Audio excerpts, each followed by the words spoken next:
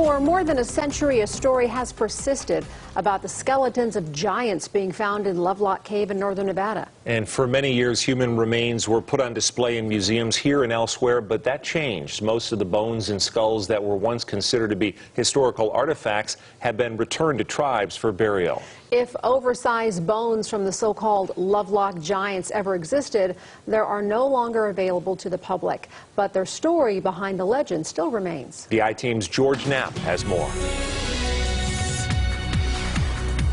Slicing through the bone-dry Humboldt Sink on a long dirt road, it's hard to imagine that all of this was once underwater. Remnants of a vast ancient lake can still be seen in the distance. For generations of first Americans, this was a lush paradise of tules, fish, and waterfowl.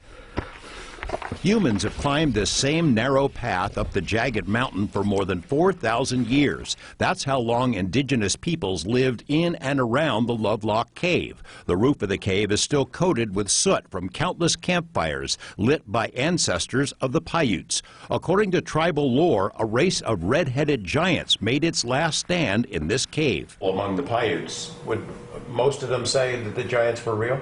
All that I've talked to say yes. I've never heard anybody say no.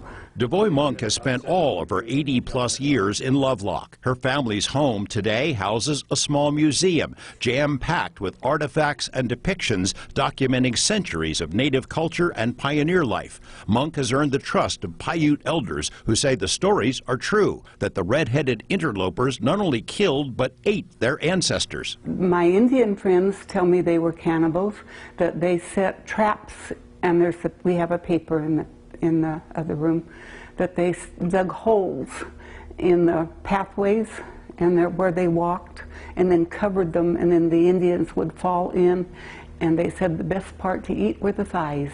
On internet sites and alien-themed TV shows, the gruesome legend has blossomed, but it's hardly new. Versions have been told and retold in magazines, even scholarly journals, for more than a century. Famed Nevadan Sarah Winnemucca first wrote in her acclaimed book that the Paiutes waged a 3-year war against a tribe of red-headed cannibals before trapping and then killing the last of them inside Lovelock Cave.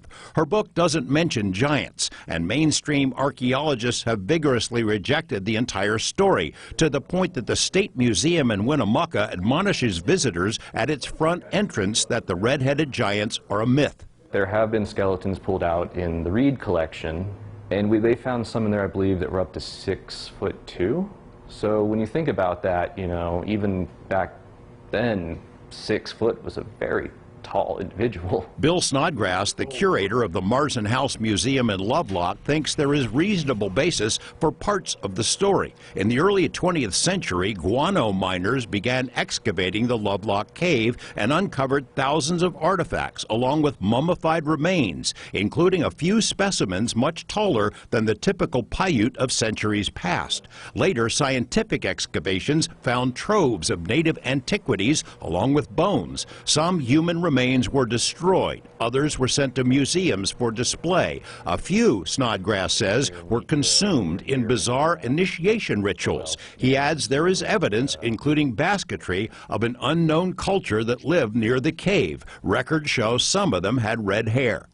So while I cannot say yes or no they were redheads or not, as, you know, there's even talk that it may have been uric acid changing the color of the hair during decomposition, but there was definitely a different people here. Many, if not most, of the visitors who end up at the Marsden House Museum have questions about the red-headed cannibals. The locals still enjoy the debate. The two of you disagree, but it's a friendly disagreement. Oh, yeah. Oh, yes. Not everyone is so friendly about it. They get pretty passionate. No.